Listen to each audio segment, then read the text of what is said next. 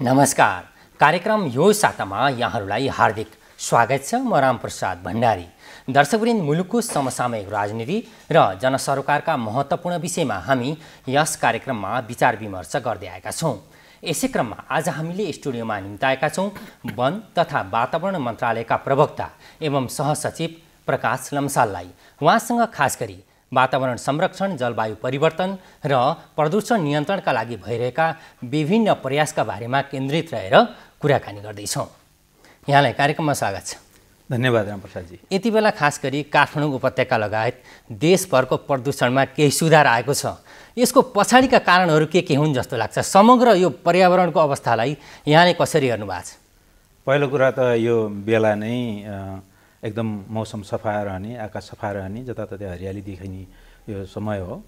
Season यस्तै हो, भर्खर बर्खा सकिएको छ। अब दोस्रो कुरा, हामी अहिले 8औं महिनामा छौँ। लिमिटेड मात्रामा मात्रै यहाँ सवारी साधनहरू चलेको छ र काठमाडौँ उपत्यकामा धेरैजसो प्रदूषण सवारी साधनको कारणबाट हुन्छ भनेर भनिन्छ, होइन? र हामी सबैलाई थाहा छ, विगत चैतको 11 गतेदेखि नै एकदम लिमिटेड मात्रामा मात्रै सवारी साधन चलिरहेको छ। र अहिले पनि हामीले सवारी साधन त धेरै नै देखिरहेका हुन्छौँ, तर जोर बिजोर प्रणाली अझै पनि यद्यपि चालु छ। त्यो हिसाबले सवारी साधन नै प्रमुख रूपमा नियन्त्रित रूपमा चलेको हुनाले विगतको यही समयभन्दा अहिले चाहिँ धेरै सफा भएको जस्तो लाग्छ मलाई पनि। र अर्को कुरा के छ भनेदेखि अहिले व्यक्तिहरू परिवारहरू वातावरणप्रति अलिकति चनाखो, अलिकति सचेत भएको पनि हामीले पाएका छौँ। जस्तै उदाहरणको लागि आफ्नै घरमा सिर्जना भएको फोहोर पनि पहिला हामी जलाउने चलन थियो नि, जलाएर नष्ट गर्ने। र यसपटक हामीले के देखेका छौँ भन्दाखेरि व्यक्तिको चेतना जागरण भइरहेछ। त्यस्तो जलाउने भन्दा पनि सङ्कलन गरेर एक ठिक ठाउँमा लैजाने, त्यो चाहिँ प्रचलन पनि चलिरहेको छ। र यो सवारी साधन पनि न्यून भइरहेको अवस्था र व्यक्ति पनि वातावरणप्रति संरक्षणप्रति सचेत भएर केही व्यक्तिगत तवरबाट पनि वातावरण संरक्षणमा योगदान पुगेको, यी सबै अवस्था जुटेको हुनाले एकदम सफा भयो जस्तो हामीले चाहिँ देखिरहेको अवस्था हो। अब तर खास गरी काठमाडौँ उपत्यकामा बितेका वर्षहरूमा खास गरी उपत्यकामा तुवालो लाग्ने, धुवाधुलीले ढाकिने जुन खालको एउटा प्रवृत्ति देखा पर्दथ्यो, यसपटक सफा छ। र अब मङ्सिरदेखि वैशाखसम्म यो अवस्था अझ उच्च बिन्दुमा पुग्न सक्छ, पोल्युसनको मात्रा बढ्छ र सरकारले तोकेको मापदण्ड क्रस गर्न सक्छ भनेर पनि भन्ने गरिएको छ। यसपटक चाहिँ त्यो अवस्था रहन्छ कि रहन्न, अथवा यो अहिलेको अवस्थालाई कायमै राख्नको लागि के प्रयासहरू मन्त्रालयले अथवा सरकारले गर्ने, अगाडि बढाउने तयारी गरेको छ? यसमा सर्वप्रथम त 2-3वटा कुराहरू हामी गर्नुपर्ने हुन्छ। अब अहिले राम्रो परिणाम देखिया छ र यो परिणामलाई दिगो रूपमा कायम राख्नको लागि, निरन्तरता दिनको लागि सबभन्दा पहिले व्यक्तिदेखि नै अलिकति सचेत हुनुपर्ने अवस्था। र अब हामीले यो जुन अहिले सफा कुन कारणले देखियो भन्दाखेरिमा सवारी साधनको नियन्त्रित रूपमा सवारी साधन चलाएको कारणले सफा देखियो भनिसकेपछि हामीले सवारी साधनलाई पनि अहिले जुन प्रदूषण मापदण्ड छ नि, प्रदूषण मापदण्ड नगरेका सवारी साधनहरू नचलाउने। त्यसपछि विगतमा भनौँ अहिले पनि जस्तै जुन इँटा भट्टाबाट पनि धेरै प्रदूषणहरू हुन्छ हामीले भनिन्छ, र इँटा भट्टाबाट जुन वातावरणमा प्रदूषण भइरहेको अवस्था छ कोइलाबाट, त्यसलाई परिवर्तन गरेर बत्तीबाट, बिजुलीबाट चलाउने, यस्तोमा हामीले परिवर्तन गर्न सक्छौँ। त्यसपछि जुन दाउरा जलाउने जुन प्रवृत्ति छ, दाउरा जलाउने प्रवृत्तिलाई निरुत्साहित गरेर दाउराको सट्टा जस्तै बिजुलीहरू प्रयोग गर्ने, इलेक्ट्रिसिटीबाट चाहिँ प्रयोग गरेर जुन वातावरणमा कार्बन जुन उत्सर्जन हुने प्रक्रिया हो जुन सहरभित्र, त्यसलाई विभिन्न आयामहरूबाट हामीले त्यसलाई जारी राख्यौँ भनेदेखि निश्चित रूपमा यो अहिले जुन सफा देखिएको छ यसलाई निरन्तरता दिन सकिन्छ। र हामीले त्यसको लागि चुनौतीहरू चाहिँ धेरै चुनौतीहरू छन्, सामना गर्नुपर्छ। र हामीले यदि अगाडि एउटा व्यक्तिदेखि, समुदायदेखि सरकारसम्म एउटा कन्सोलिडेटेड रूपमा हामी लाग्यौँ भनेदेखि यसलाई निरन्तरता दिन सकिन्छ जस्तो लाग्छ। अब खास गरी यसैमा जलवायु परिवर्तन एउटा चुनौतीको रूपमा देखा परिरहेको अवस्था छ। यो एउटा विश्वव्यापी समस्या नै छ। नेपाल जस्ता अझ विकासशील देश अझ बढी प्रभावित छन् भनेर संयुक्त राष्ट्रसङ्घले पनि भनिरहेको अवस्था छ। र जलवायु परिवर्तनसित सम्बन्धित विषयमा नेपाल सरकारले खास गरी यसका प्रभावसित जुझ्नको लागि के कस्ता रणनीतिहरू कार्यक्रमहरू अहिले आत्मसात गरेको अवस्था छ पछिल्लो समयमा? एकदम ठिक कुरा उठाउनु भएको छ। यो संसारभरि विश्वव्यापी रूपमा जलवायु परिवर्तनले जुन आक्रान्त पारेको छ त्यसमा सबभन्दा बढी प्रभावित मध्ये चौथो देशमा नेपाल परेको छ र अहिले नेपाल हिमालय बढी भएको देश भएको हुनाले, हिमालयको काखमा रहेको देश भएको हुनाले यो जलवायु परिवर्तनबाट बढी नै प्रभावित छ र यसबाट जुझ्नको लागि सर्वप्रथम हाम्रो वन तथा वातावरण मन्त्रालयले राष्ट्रिय जलवायु परिवर्तन नीति ल्याएको छ र यसमा मुख्य कुरा यसको एसेन्स के हो भन्दाखेरि हामीले जति पनि विकास निर्माणका हामी कामहरू गर्छौँ त्यसमा जलवायु परिवर्तनलाई मूल प्रभावीकरण गर्ने र यो जलवायु परिवर्तन न्यूनीकरणको लागि, जलवायु परिवर्तन अनुकूलनको लागि विभिन्न किसिमका क्यापेसिटी बिल्डिङ चेतनामूलक कार्यक्रमहरू सञ्चालन गर्ने र यसले प्रभाव पारेको कुरा गर्नुहुन्छ भनेदेखि त जति पनि क्षेत्रहरू हामीले नाम लिन सक्छौँ, जस्तै कृषि क्षेत्र भनौँ है, कृषि हामीले खानेकुराहरू जे जति हामीले खाद्य आहारहरू हामीले प्राप्त गर्छौँ त्यो सबै कृषिबाट प्राप्त हुन्छ। कृषि क्षेत्र प्रभावित छ। वन भनौँ, जैव विविधता, जलाधार, वनस्पति यो क्षेत्र छुट्टै किसिमले चाहिँ प्रभावित भएको अवस्था छ। जलस्रोत हामी चाहिँ हिमालबाट चाहिँ सिर्जित नदीहरू बग्ने हाम्रो देश नेपालमा हिमाल नै बढी पग्लिरहेको छ भनिसकेपछि जलस्रोत त झनै एकदमै बढी प्रभावित क्षेत्र हो यो। र यी सबै क्षेत्रहरूले गर्दाखेरिमा जस्तै हाम्रो जुन स्वास्थ्य क्षेत्र छ त्यो त एकदम क्रस कटिङ हो, सबैमा चाहिँ हाम्रो भर परेर हुन्छ है। हाम्रो स्वास्थ्य पनि प्रभावित छ, हाम्रा पूर्वाधारहरू प्रभावित छन्, हाम्रा जस्तै विपदजन्य घटनाहरू जुन विगतमा जुन विपदजन्य घटनाहरू देखा पर्ने थिए ती अर्कै किसिमले हामीले प्रेडिक्ट गरेको, हामीले जुन अनुमान गर्छौँ नि त्योभन्दा फरक किसिमले विपदका घटनाहरू घटिरहेको अवस्था छ। भनेपछि जलवायु परिवर्तनको असर धेरै क्षेत्रमा परेको छ। मानिसको दैनिक जीवनदेखि लिएर वातावरणमा पनि यसको नकारात्मक प्रभावहरू देखिरहेको छ, यहाँले पनि उल्लेख गरिहाल्नुभयो। तर यी तमाम समस्याहरू छन् जुन एउटा वन तथा वातावरण मन्त्रालयको कार्यक्षेत्रभित्र नपर्न सक्छन्। यो विषयलाई, समग्र विषयलाई एउटा मध्यनजर गरेर सरकारले यसका प्रभावलाई नियन्त्रण गर्नको निमित्त अन्य मन्त्रालयहरूसँग अथवा अन्य सरकारी निकायहरूबीच के कस्तो समन्वय अथवा तालमेल भइरहेको छ? सर्वप्रथम त जुन राष्ट्रिय जलवायु परिवर्तन नीति छ नि यो हाम्रो मन्त्रालयको मात्रै, वन तथा वातावरण मन्त्रालयको मात्र नभएर यो राष्ट्रको नीति हो। यो राष्ट्रको नीति हो र नेपाल राष्ट्रमा जति पनि विकास निर्माणका कामहरू हुन्छन् ती कार्यहरूलाई, जति पनि पूर्वाधार निर्माणका कार्यहरू हुन्छन् ती कार्यहरूलाई वातावरण मैत्री बनाउने र जलवायु मैत्री बनाउने र हाम्रा कामहरूमा जलवायु परिवर्तनका अनुकूलनका कार्यक्रमहरूलाई मूल प्रभावीकरण गर्ने भन्ने यो मूल नीति छ। भनिसकेपछि यो चाहिँ क्रस कटिङ भयो, यो सबै क्षेत्रका सबै मन्त्रालयकै क्रस कटिङ भयो। त्यसमा पनि एउटा लिडिङ मन्त्रालयको हिसाबले, एउटा नेतृत्व गर्ने मन्त्रालयको हिसाबले मन्त्रालयको रोल बढी हुन्छ, यसमा निश्चित रूपमा बढी छ। तर यसमा सबै मन्त्रालय, सबै सरकार, सङ्घीय सरकार, प्रदेश सरकार र स्थानीय सरकार भनौँ, सबै मन्त्रालयहरू, सबै सरकारहरूको यसमा उत्तिकै महत्त्वपूर्ण भूमिका चाहिँ यसमा छ। तर यसको सबैको चाहिँ लिड हाम्रो वन तथा वातावरण मन्त्रालयले लिनुपर्छ, लिइराखेको पनि छ। र अहिले भन्नुहुन्छ भने जस्तै प्रदेशमा पनि वनसँगै जोडेर, वन उद्योगसँग जोडेर हाम्रो 7वटै प्रदेशमा उद्योग, पर्यटन, वन तथा वातावरण मन्त्रालयहरू छन् र प्रदेश स्तरमा यी मन्त्रालयहरूबाट जलवायु परिवर्तन सम्बन्धी अनुकूलन अनि न्यूनीकरणका कार्यक्रमहरूको संयोजन गर्ने, नेतृत्व लिने कामहरू भइरहेको अवस्था छ भने अनि फेडरल लेभलमा, सङ्घीय लेभलमा वन तथा वातावरण मन्त्रालयले लिइरहेको अवस्था छ। तर समग्र रूपमा वन तथा वातावरण मन्त्रालय जसरी यहाँले एउटा जलवायु नीति, जलवायु परिवर्तनसित सम्बन्धित नीतिको कुरा गर्नुभयो, व्यावहारिक रूपमा नीतिको कार्यान्वयनको पक्षलाई लिएर पनि विभिन्न प्रश्नहरू उठेका छन्। खास गरी ग्रासरुटमा, तल्लो तहमा जुन जनताले प्रत्यक्ष रूपमा समस्या भोगिरहेका छन् उनीहरूका समस्या सम्बोधन गर्ने हिसाबले कार्यक्रम प्रभावित हुन सकेनन्। प्रभावित जुन समूह छ लक्षित समूहसम्म कार्यक्रम पुग्न सकेन भन्ने गुनासाहरू पनि छन्। यहाँनिर कसरी व्यावहारिक रूपमा ती कार्यक्रमहरू कसरी लक्षित वर्गसम्म पुर्याउनका लागि के काम भइरहेका छन् अहिले? नीतिगत रूपमा मैले अघि भने होइन, र व्यावहारिक रूपमा कार्यक्रम नै लिएर पनि हाम्रो सङ्घीय वन तथा वातावरण मन्त्रालय गइरहेको अवस्था छ। उदाहरणको लागि हामीसँग नमुना जलवायु कार्यक्रम छ, कार्यान्वयन भइरहेको अवस्था छ।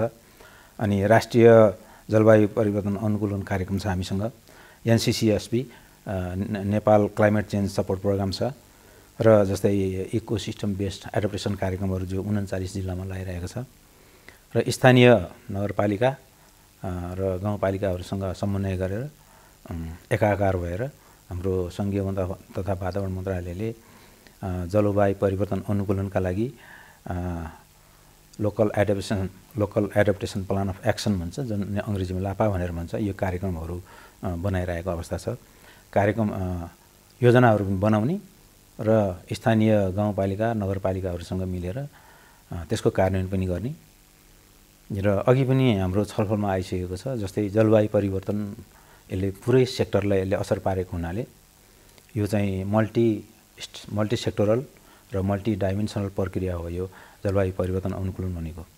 र स्थानीय गाउँपालिका स्तरमा त्यहाँ जे जति त्यहाँ निकायहरू छन् ती सबै निकायहरूको र समुदायको समन्वयमा र सबै सेक्टरलाई समेटेर स्थानीय स्तरमा पनि जलवायु परिवर्तन अनुकूलनलाई मूल प्रभावीकरण गर्ने हिसाबले जुन local adaptation plan of action LAPA भनेर भनिन्छ त्यो बनिरहेको अवस्था छ।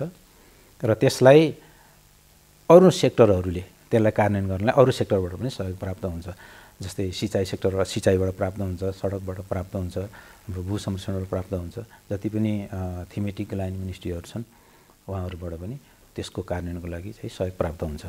तर खास गरी यस बिचमा यहाँले भने जस्तै तिनै तहका सरकार बिच एउटा समन्वय भएर यी जलवायु परिवर्तनलाई न्यूनीकरण गर्ने कार्यक्रमहरू लागू भइरहेको यहाँले बताइरहँदा स्थानीय तहमा खास गरी स्थानीय तह अथवा प्रदेश तहमा नै भनौँ जनशक्तिको हिसाबले यस क्षेत्रसित सम्बन्धित एउटा जुन टेक्निकल जनशक्ति आवश्यक हुन्छ, जुन एउटा ग्रासरुटको जनतासँग पुगेर उपभोक्ताहरूसँग पुगेर जलवायु परिवर्तनको बारेमा बुझाउने जुन संयन्त्रै विकास हुन सकेको छैन भन्ने गुनासाहरू पनि सुनिन्छन्। यहाँहरूले कसरी त्यसलाई मूल्याङ्कन गर्नुभएको छ कि जलवायु परिवर्तनका असर यी हुन्, जलवायु परिवर्तनका असरबाट जुन्न यी प्रक्रियाहरू अवलम्बन गर्नुपर्छ, सरकारका कार्यक्रमहरू यसरी अगाडि बढिरहेका छन् भनेर स्थानीय तहका जनतासँग यहाँहरूको इन्टरेक्सन कसरी भइरहेछ? यो एकदम धेरै महत्त्वपूर्ण कुरा उठाउनुभयो होइन। जलवायु परिवर्तन अनुकूलनका लागि गर्नुपर्ने जुन कार्यक्रमहरू हुन् यसमा निश्चित रूपमा विशेषज्ञहरू त्यही विषयमा दक्ष भएको चाहिँ जनशक्ति आवश्यक पर्छ। र कतिपय अवस्थामा हुन त अहिले हाम्रो प्रदेश स्तरमा उद्योग पर्यटन वन तथा वातावरण मन्त्रालय छ र यो मन्त्रालय अन्तर्गत नै वातावरण क्षेत्र पनि परेको हुनाले त्यहाँ हामीसँग जस्तै भू तथा जलाधार व्यवस्थापन कार्यालयहरू छन्, बेसिन कार्यालयहरू छन्, अनि त्यसपछि कृषि कार्यालयहरू अन्तर्गत कृषिका ज्ञान केन्द्रहरू छन्। खास कन्सेप्चुअली भन्दाखेरि अवधारणागत रूपमा भन्दाखेरि जुन जलवायु परिवर्तन अनुकूलन गर्ने जुन कार्यक्रम जुन कार्यान्वयन गर्ने तरिका हो त्यहाँ कृषिसँग सम्बन्धित कार्यक्रम कृषिका दक्ष जनशक्तिबाट गर्ने जुन कृषि ज्ञान केन्द्र मार्फत हुँदै त्यो चाहिँ प्राप्त हुन्छ। वनसँग सम्बन्धित डिभिजन वन कार्यालय अर्थात् सब डिभिजन वन कार्यालयबाट चाहिँ पुरा गर्ने, भू संरक्षणसँग सम्बन्धित जलाधार व्यवस्थापन कार्यालयहरूबाट चाहिँ पुरा गर्ने र जुन सेक्टर त्यहाँ प्रभावित छ त्यही अनुसार आफ्ना बेग्ला बेग्लै मन्त्रालयबाट कार्यक्रमहरू गइरहेको अवस्था छ हो। र एकीकृत रूपमा अब त्यो local adaptation plan of action हुन्छ, स्थानीय अनुकूलन योजना हुन्छ, त्यसलाई चाहिँ कार्यान्वयन गर्ने र अब प्रदेश स्तरबाट स्थानीय स्तरबाट र सङ्घीय स्तरबाट पनि जुन थीमेटिक लाइन मिनिस्ट्रीका जुन दक्ष कर्मचारी भन्नु अथवा दक्ष जनशक्ति छ उहाँहरूले चाहिँ नि सबैले आफ्नो आफ्नो क्षेत्रबाट सहयोग पुर्याएर एकीकृत रूपमा जुन स्थानीय अनुकूलन योजना छ त्यसलाई कार्यान्वयन गर्ने हो अवधारणागत रूपमा। तर सबै ठाउँमा यसरी जनशक्ति उपलब्ध छैन, एकदम ठिक कुरा उठाउनु भएको छ। यसमा हामी मान्नै पर्छ, यसलाई जनशक्ति पुरा गर्नुपर्छ र सबै जनशक्ति सरकारबाटै पुरा गर्नुपर्छ भन्ने पनि छैन, गैर सरकारी संस्थाहरू पनि छन्। त्यसपछि यस्ता किसिमका सेवा प्रवाह गर्ने जस्तै समुदाय स्तरमा अहिले त समुदायहरू पनि धेरै एकदम क्षमतावान भएर अगाडि बढिरहेको अवस्था छ भनिसकेपछि स्थानीय स्तरमा दक्ष सेवा प्रदान गर्ने, दक्ष तरिकाले यो जुन अघि चेतना जागरणको कुरा गर्नुभयो नि, चेतना जागरणको कामहरू गर्ने, क्यापेसिटी बिल्डिङको कामहरू गर्ने यी समुदाय स्तरका संस्थाहरू पनि छन्। जस्तै सामुदायिक वन उपभोक्ता समूहहरू छन्, जलाधार व्यवस्थापनका समूहहरू छन्, कृषिका चाहिँ समूहहरू छन्।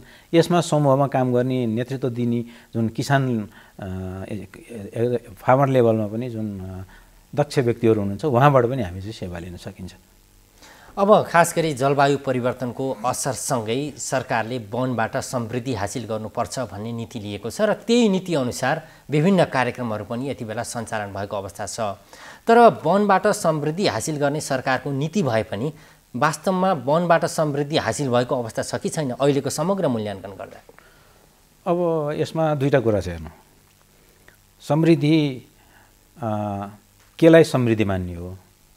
जस्तै वनले राजस्व कमाएर अनि राष्ट्रको ढुकुटीमा जे जति पैसा दिन्छ वनको क्षेत्रबाट त्यसलाई मात्रै समृद्धि मान्ने हो भनेदेखि त्यसमा समृद्धि ल्याएको छ कि छैन भन्ने कुराहरू धेरै हामी छलफल गर्न सकिन्छ है। अब अर्को मानेमा जस्तै वनले एउटा स्थानीय एउटा परिवारदेखि लिएर गएर समुदायसम्मको लागि जुन दिनदिनै चाहिने उपभोग्य पदार्थहरू हुन्छन्, साथसाथै उपभोग्य मात्रै होइन गैर उपभोग्य पनि, जस्तै जुन वातावरण संरक्षण अघिदेखि जुन हामी कुरा गरिरहेछौँ, जुन स्थानीय जलाधार संरक्षणको कुराहरू गरिरहेछौँ, जस्तो वनले जुन सेवा दिइरहेको अवस्था छ। कृषि हाम्रो मुख्य, हामीले कृषि प्रधान देश भनेर हामीले भनिरहेको छौँ, कृषिलाई जे जसरी कन्ट्रिब्युसन गरिरहेको छ। जलस्रोत हाम्रो अर्को मुख्य हाम्रो सेक्टर भनेर भन्छौँ हामीले। अनि जलस्रोतलाई वन तथा जलाधार संरक्षणले कसरी संरक्षण गरिरहेछ। त्यसपछि पर्यटन क्षेत्र भनेर हामीले अर्को एकदम धेरै महत्त्वपूर्ण नेपालको क्षेत्र भनेर हामी भन्छौँ। पर्यटन क्षेत्रलाई कसरी वनले कन्ट्रिब्युसन गरिरहेछ भनेर हामी यदि सबै हामी हिसाब गरेर पुरै हिसाब गरेर हेर्ने हो भने वन क्षेत्रले एकदम राम्रैसँग नेपालको समृद्धिमा योगदान पुर्याएको छ। तर एकातिर वनबाट समृद्धि हासिल गर्ने सरकारको लक्ष्य छ, यहाँले भनिहाल्नुभयो, लक्ष्य अनुसार काम पनि प्रगति पनि हासिल भएको कुराहरू पेश गर्नुभयो। तर अर्कोतर्फ वैज्ञानिक वन व्यवस्थापन जस्ता कार्यक्रमहरूबाट जथाभावी वन फडानी भइरहेको छ भन्ने एक किसिमको निष्कर्ष पनि निकालिसकेको अवस्था छ। खास गरी उपभोक्ताहरू, फेकोफोन लगायतका सङ्घ संस्थाहरूले यसको व्यापक विरोध पनि गरिरहेको अवस्था छ। यो समग्र अवस्थालाई हेर्दा वैज्ञानिक वन व्यवस्थापन नेपालमा किन प्रभावकारी हुन सकेन, किन यो आलोचनामुक्त हुन सकेन? यसका कमी कमजोरीहरूलाई लिएर धेरै टिका टिप्पणी हुने गरेका छन्। सरकारले यो कार्यक्रम प्रभावकारी ढङ्गले लागू गरिएको छ, यो प्रभावकारी छ भनिरहँदा तर यसको विरोध धेरै भइरहेको छ नि। धेरै एकदमै धेरै महत्त्वपूर्ण विषयमा चाहिँ आउनु भएको छ।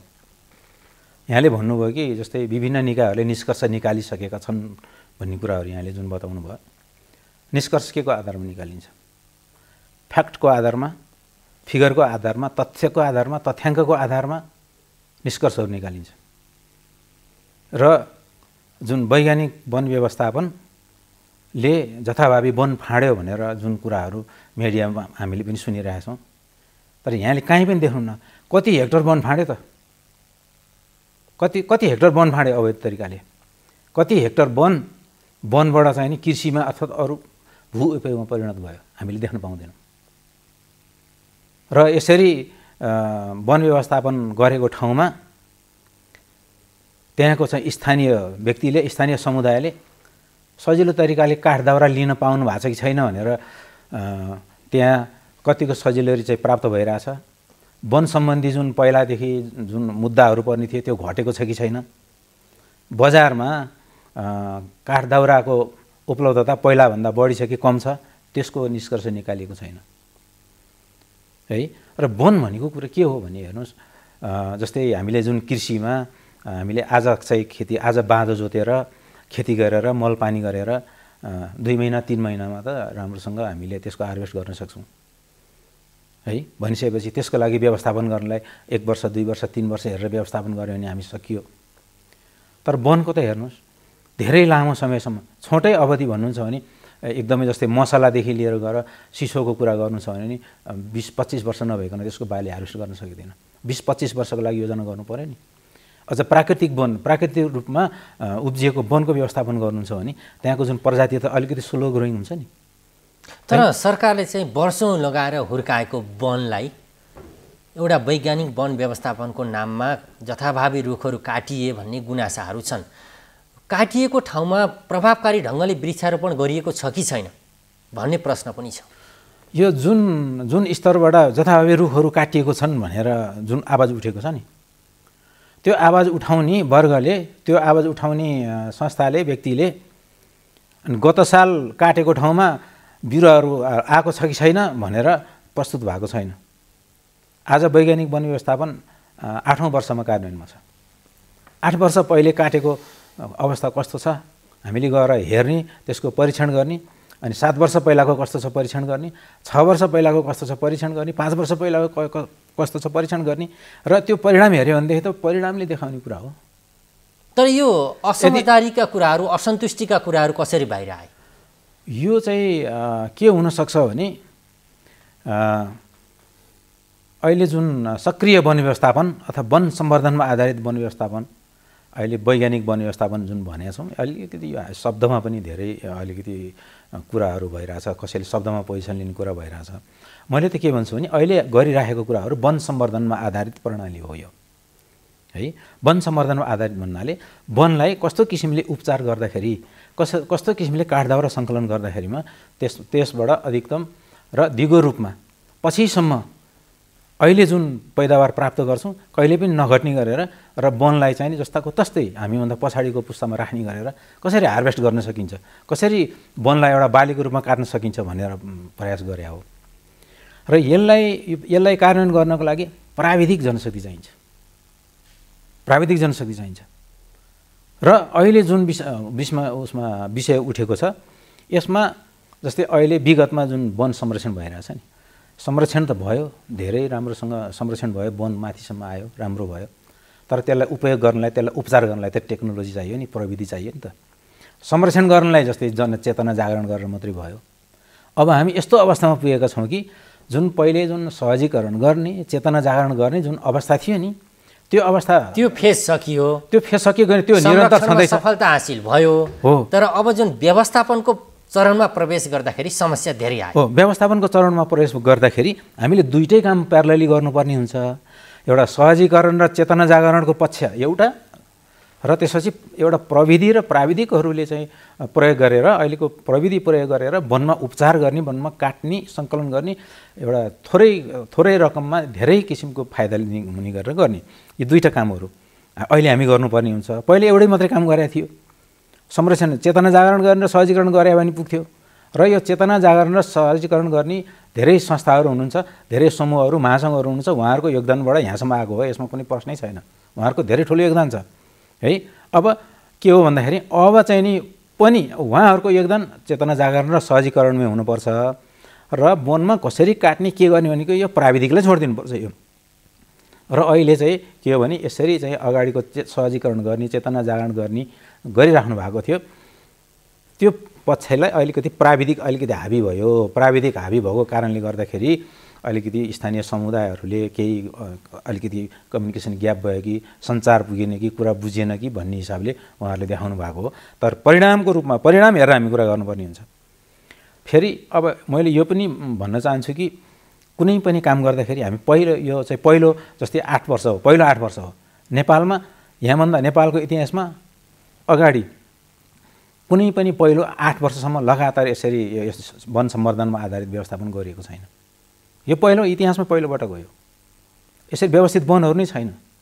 र अघि मैले भने जस्तै अब 50 वर्ष 60 वर्ष सालको कुरा गर्नु छ भने त 80 वर्षको कुराहरू छ।